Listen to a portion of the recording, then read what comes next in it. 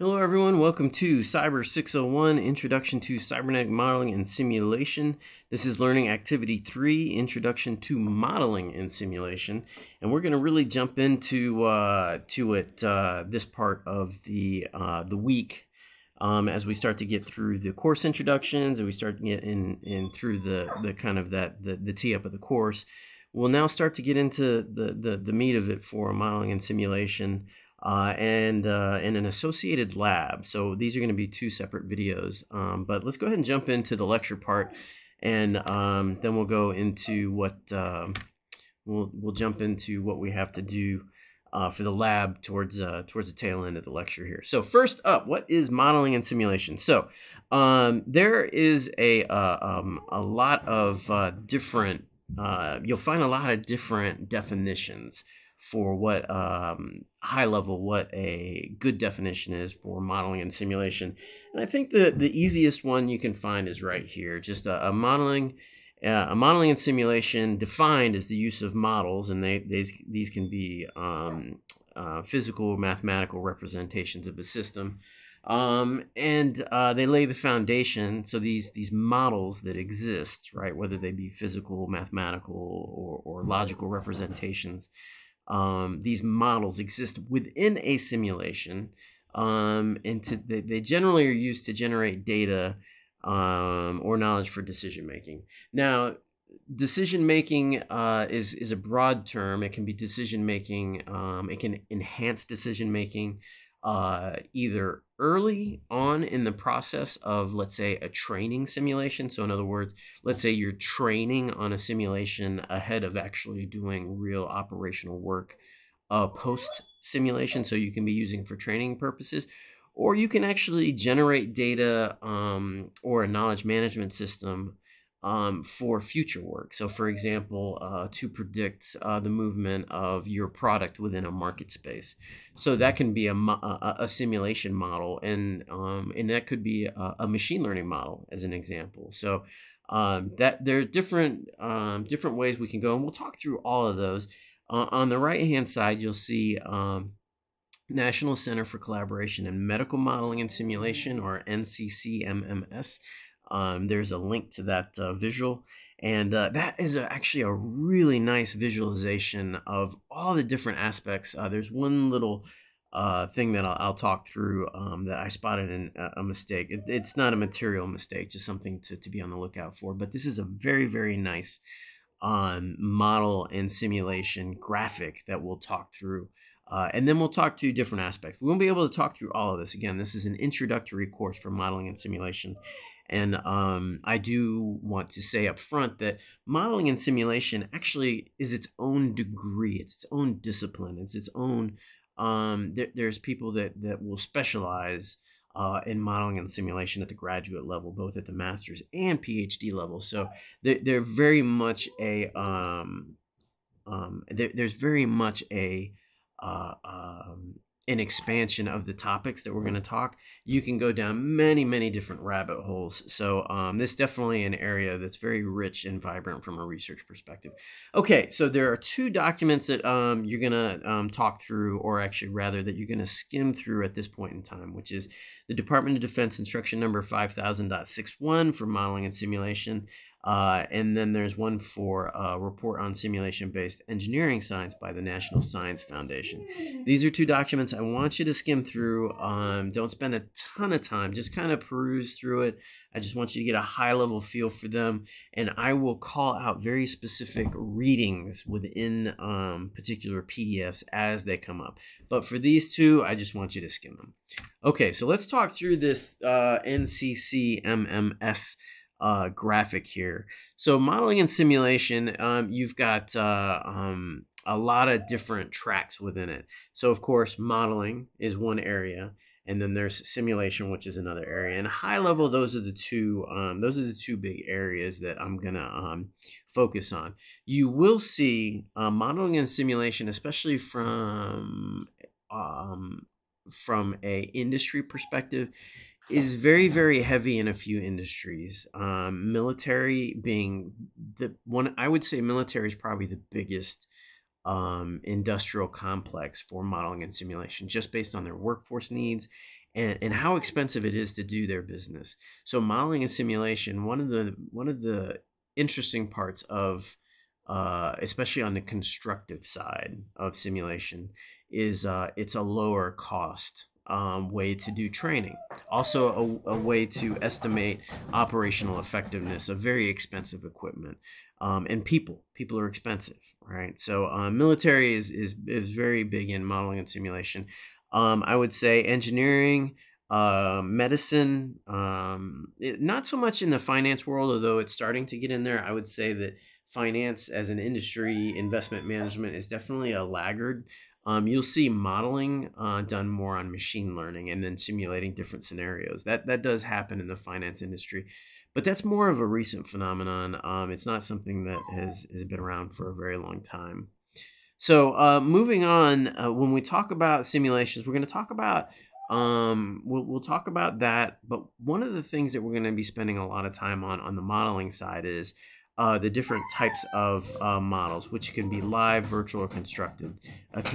One little mistake I spotted here was that you have I shouldn't say mistake. It's just one thing that it's really not a mistake. It's just a something that's harder to discern here is the difference between stimulators versus simulators. And so that's one thing that well, you've got emulators up here, but these three here we'll call out as we go through the modeling and simulation curriculum for this course. So we'll call those out. But for our purposes right now, we're going to focus on the high level, what are simulation, different simulation types, models, model attributes, and then we'll kind of wrap up with some activities after that. Okay. Let's get this over to the next page. So let's start off with models.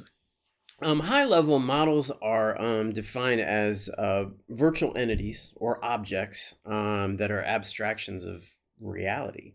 And that's, for lack of a better term, for a better definition rather, that's what a model is. Models can be static, they can be dynamic. They can actually have a combination of static and dynamic. That's why I say and or, so they can be both.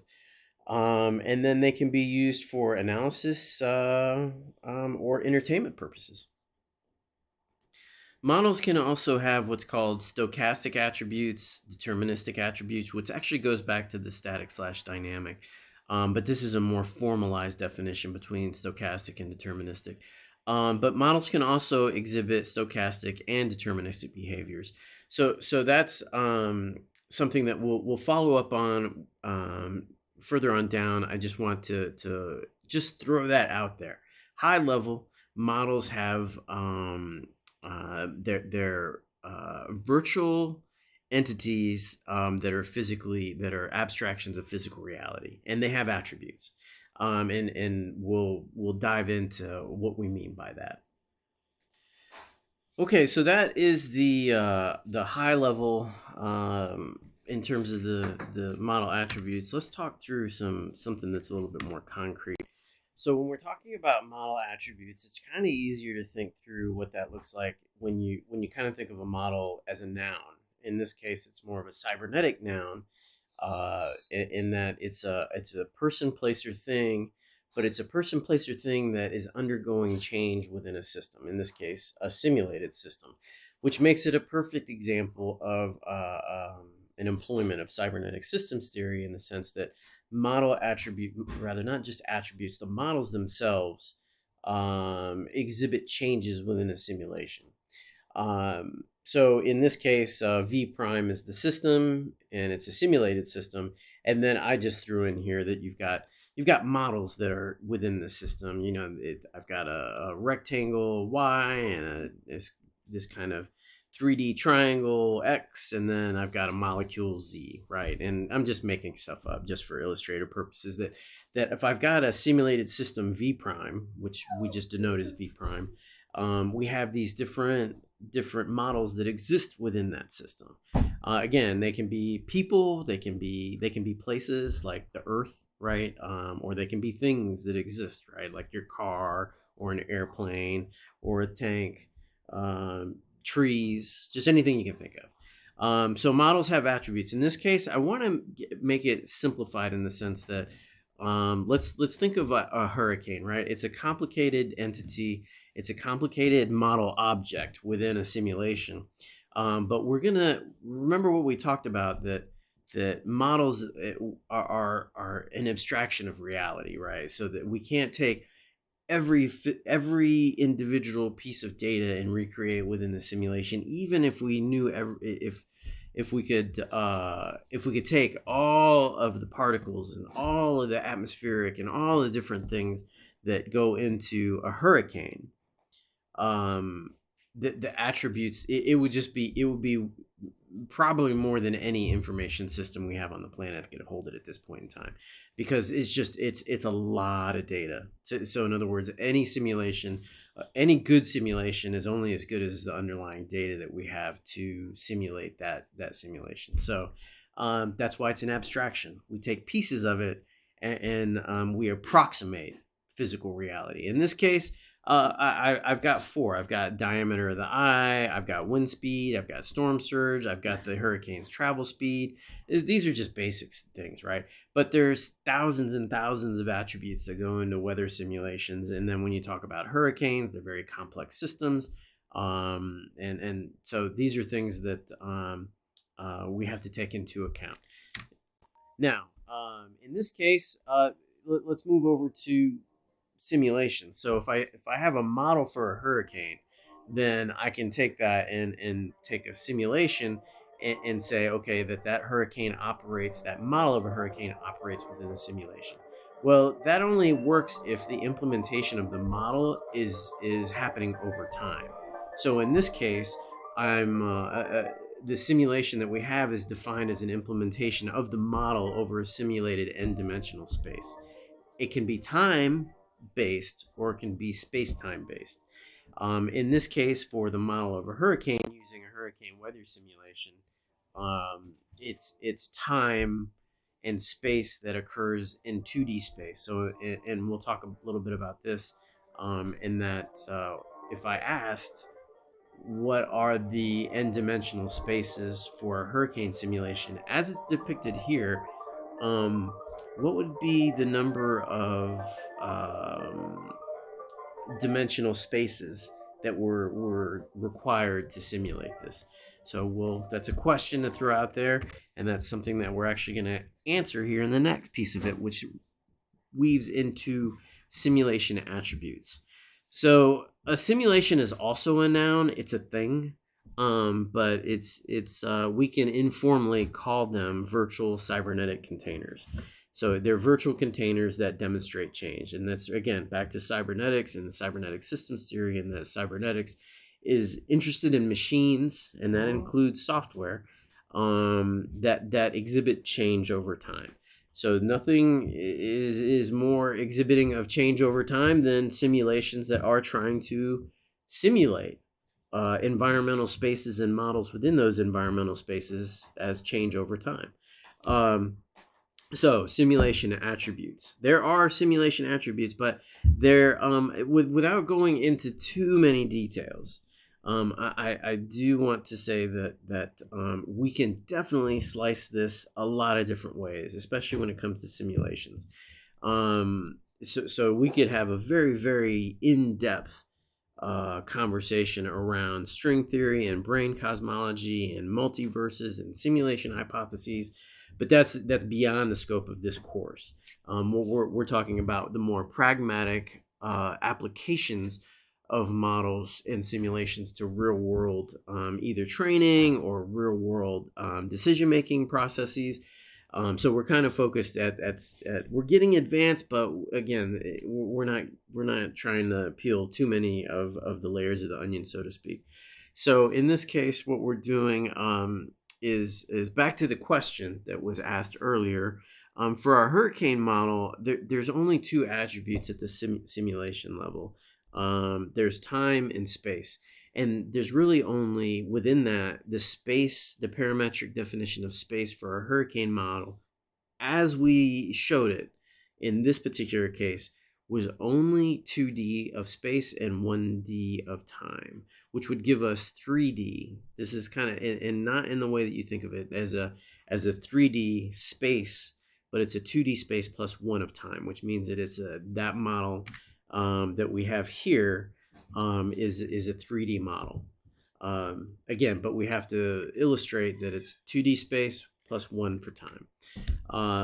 Now, as it relates to the models within the simulation, so if we have a cybernetic container that is the simulation, the models are acted upon in a transitive way. In other words, that you can think of them as transitive verbs that exhibit themselves on the nouns that are exhibited within the models. So in other words, if a model is a hurricane and it's moving from point A to point B, the idea of its movement within the simulation, move being the operative transitive verb that is occurring, is a very, very easy way to think about it. So you have these nouns, these things within a simulation that undergo verb transitions within it.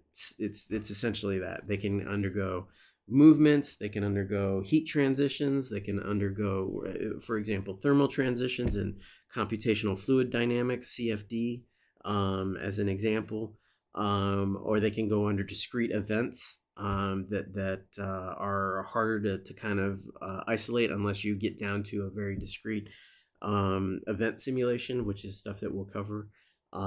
So anyway, that's kind of give you a high level of what the simulation attributes are. So now let's talk about other attributes as it relates to simulations. So we talked about all the different things that occur, whether they rather that attributes that can occur or be tied to a model and or a simulation. But there are other things that we have to take into account when we talk about the simulation just in general. And when I say simulation, I'm talking about everything at this point. I'm talking about everything inside the container as well as the container itself. So we have to think through, let's talk about the hurricane model that we're talking about. The hurricane itself can be a model, but the ocean can also be a model. The atmosphere can also be a model. The land, as it crosses over from the hurricane, as the hurricane crosses over from ocean to land, there has to be a land model too, because it changes how it affects the hurricane model. Then the human pollution, right? A human pollution model as it relates to how that affects the atmosphere. Also, the space. Space has a in terms of the exosphere, there's a model for that has a influence on the hurricane. The moon has an influence on the hurricane. The sun, yes, the sun has a influence on the hurricane. I mean, the big one is the sun heats the oceans, right? I mean, and it creates an ocean temperature. So the sun and the ocean have a relationship. And yes, even the solar system in general at large has an influence on hurricanes. Now, as you start to get that far out, it's kind of, you start to get into the butterfly effect of things, but there is an effect nonetheless. So the orbital dynamics of our system, the orbital dynamics of the Earth and the Moon as it interplays with the sun, those all have an influence on hurricanes. Okay, so this gets into space-time and how complicated it can, how complicated simulations can be over time. Even a snapshot in time, if I were to try to do a simulation over different dimensions, let's say, and for example, different geographic dimensions within the planet within a single snapshot, that's complicated. And that gets into the next step, which is not just computations. We talk a little bit about space-time, but we also need to understand that modern simulations are computer-based. They're computationally intensive activities, and the fidelity that the fidelity of simulations is so interrelated to the computational time complexity required, that there has to be a trade-off. And so a very interesting, neat simulation you see right here is um, the cosmological simulation that was done on the Mira supercomputer at the Argonne National Labs. And this particular simulation is extremely um, intensive in terms of its fidelity at scale, at broad scale. So it has broad fidelity in that regard, because we're talking millions and millions and millions of light years of space that is simulated. And this is a very, very good discussion, because when you go in broad infidelity on that, in broad size like that, the simulation of the physical system that we're trying to approximate and virtually replicate, the model becomes, the models used within the simulation become so unbelievably small. It's essentially point and wave models that are used within this, and because it's so broad, it takes a lot of computational time to put this together. Um, so that it brings up an interesting dynamic that we need to talk through, which is this idea of space-time complexity. And in computer science, we use what's called big O notation, or we use sometimes big theta. It just depends on your perspective. Big O or big theta is perfectly fine for the use in classifying algorithms in terms of how quickly a particular calculation can be done for a given unit of time. So, for example, for every operation that a computer or a calculation is undergone, how many pieces of output can I get for that calculation? So if it's a 1-to-1, that's great, right? And we'd call that essentially great. We would say that that's fantastic. So we say that constant time. But as you kind of go and work through, if you get into polynomial time, or things that kind of get into the red, then that would get a little bit harder. Like when you see 2 to the n, that's kind of getting into some for every so many operations, you get one output, which is, it starts to kind of get a little harder to do. But those are things that you have to think through from a computational time complexity for simulation, because simulations are computationally heavy. That's something that you have to kind of take into account. Okay, so fidelity as it relates to data, one big rule is that as the fidelity of the simulation increases, so does the amount of data required to simulate that fidelity. Whether it's a broadness, say for example, if I'm creating a cosmological simulation, it's going to be the model fidelity is going to be lower, but the simulation fidelity is going to be a lot higher, because it's going to be a lot broader. We're talking about a lot more volume of data. Now, if I'm creating let's say a game that's replicating humans within a small 16, 20 square kilometer space, like in the game Skyrim, that would require a lot of data too, and a lot of fidelity as it relates to the graphical replication of that space. But because it's a much smaller space, I can pack more 3D simulation data into that. So I can start to replicate trees and fauna and flora and other humans, and even their dialogue, even provide some parameters around physical interactions between weapons and humans, and weapons and animals, and there's so much that can be done. But we can do that because the space that we're replicating is much smaller in 20 square kilometers versus millions and millions and millions of light years worth of volume of space. So in other words, there's a trade-off there that has to occur. Okay, Next up, we have multi-fidelity simulation, and this is kind of a mix of both. This is, I would say newer, but it's something that is starting to gain more traction lately, especially with virtual reality systems, extended reality systems, or augmenting, we're taking physical systems and what you see, and then augmenting virtual data on and overlaying that on top of it. So we've got high fidelity and low fidelity, and it's essentially what we're trying to do is a good example of this are physics-informed simulations, where we take the simulation of what would be kind of high fidelity data from, for example, real world models, and then cameras rather, as well as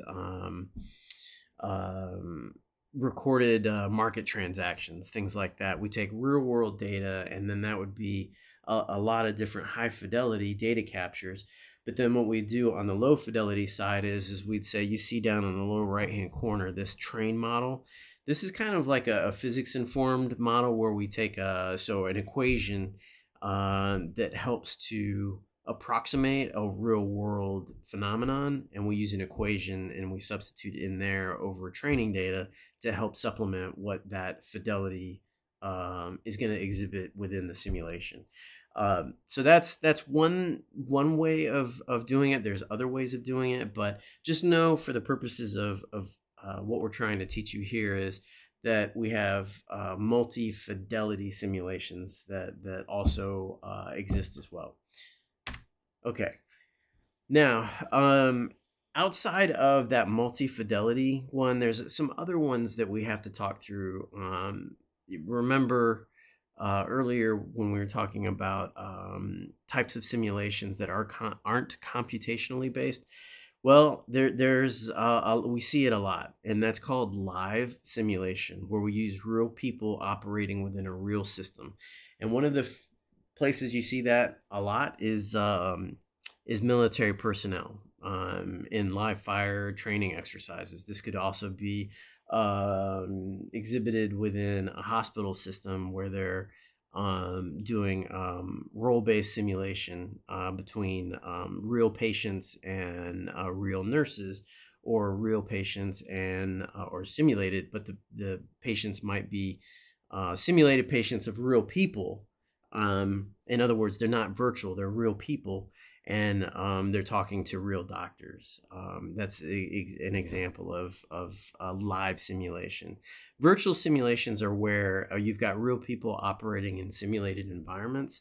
So this would be the example of like an airline pilot who's a real person, and then they're flying, she might be flying a virtual flying simulator, which happens all the time. So that's something that would be a virtual simulation. You see that a lot in virtual reality VR systems. You also have constructive. This is kind of an interesting one because it's more complicated. It takes a lot more know-how to create from a software perspective, because that's simulated people operating in a simulated system. And that's kind of, you can think of it as a situation where it's Skyrim, right? It's a game. Let's say non-player characters are interacting with each other, and there's actually a famous one. I'll have to see if I can dig it up, but there's a famous article where when they were initially developing Skyrim, they made the NPCs, the non-player characters within the simulated world that they had built, Skyrim. They made them so smart that they started to actually kill other non-player characters. Some of the more intelligent ones started to, anyway, and that when people were dropped in to the Skyrim world, there weren't that many non-player characters left, because a couple of the more, it was an economics AI. They were running around scavenging for resources. Well, each one of the NPCs had resources, and so they were running around stealing and killing and stealing from other NPCs. So it's pretty interesting. But that's an example of a constructive simulation, where simulated people were operating in a simulated system. Okay. A bit of info here before we get too close to wrapping it up here. We're getting close to the tail end of my lecture. But one more piece of information is stochastic versus deterministic. So simulations, not just models. I mentioned earlier in the lecture that models can be stochastic, deterministic, or mixed. Simulations as a whole, it's more of the models within the simulation. I think there could be a really deep argument in this regard, but um, models that exhibit stochastic behavior, what we would say those are random. They follow random logic, and then deterministic are predetermined logic. And then when you have a mixed, of course, that's both stochastic and deterministic. They have aspects of predetermination mixed in with random probability. And this goes back to actually learning theory. And again, we won't get, this isn't a machine learning course, but simulations, a good simulation is going to have, there's a really strong relationship between good simulations and model behavior within those simulations and machine learning. So there's a very strong strong connection between simulations and artificial intelligence. And we'll kind of go through and I'll show what that looks like over time as we get through the curriculum. But know that simulations and or models exhibit stochastic and or deterministic behaviors. Okay, M&S activities. So as it relates to modeling and simulation, outside of academia and maybe in coordination with academia, you have conferences, associations, there's regional simulation centers, and there's hundreds of journals. But there's a lot of M&S activity out there. So one of the biggest one is called ITSIC, Inter-Service Industry for Training, Simulation, and Education. Then there's the one called ANSIM, ANNSIM. That's another big one. Annual Modeling and Simulation Conference. There's a lot more. ACM, Association for Computing Machinery. They've got some simulation conferences as well. There's two associations, National Training and Simulation Association. That's the big one. Another big one is Society for Modeling and Simulation. And then there's a lot of regional simulation centers, Alabama, Florida, Michigan, Texas, Virginia. We're actually working on one out here in Kansas. So more news on that down the road. But yeah, a lot of big regional simulation centers. And then journals, lots and lots of journals, probably thousands of journals if you look at it. If you look at ACM alone, there's a lot of modeling and simulation journals just out there alone. Okay, so that's M&S activities, different ways to get connected into this. We also do a lot of modeling and simulation activities here at Kansas State University, specifically over here at the aerospace campus. Definitely a lot we have going on out here. So with that, this is what I got for you this week. As you go through these first week learning modules, first up, I want you to go and skim through. I mentioned this before. Skim through the Canvas files, the DoD 5000.61, as well as the National Science Foundation PDFs. I also would love for you to watch the cosmography of the local universe. It's a short 15-minute video on YouTube. And I want you to ask yourself, what kind of simulation is this? See where, knowing what you know up to this point, what kind of simulation was that you watched? It's fun. It's actually 10 years old at this point. So that gives you a sense of how far simulation technology has come, but it's a very, very good video to watch, and it's fun. Okay, one more thing to keep in mind is on our lab, we're going to go and create we're going to use Microsoft MakeCode for this week's lab. It's nothing you have to download, nothing you have to worry about from that perspective. It's an online URL, and I'll walk you through what that looks like. But it's a fun, simple simulation game. It will help to kind of solidify some of these concepts we're talking about here. And with that, that's all I have for lecture. I will see you in the lab.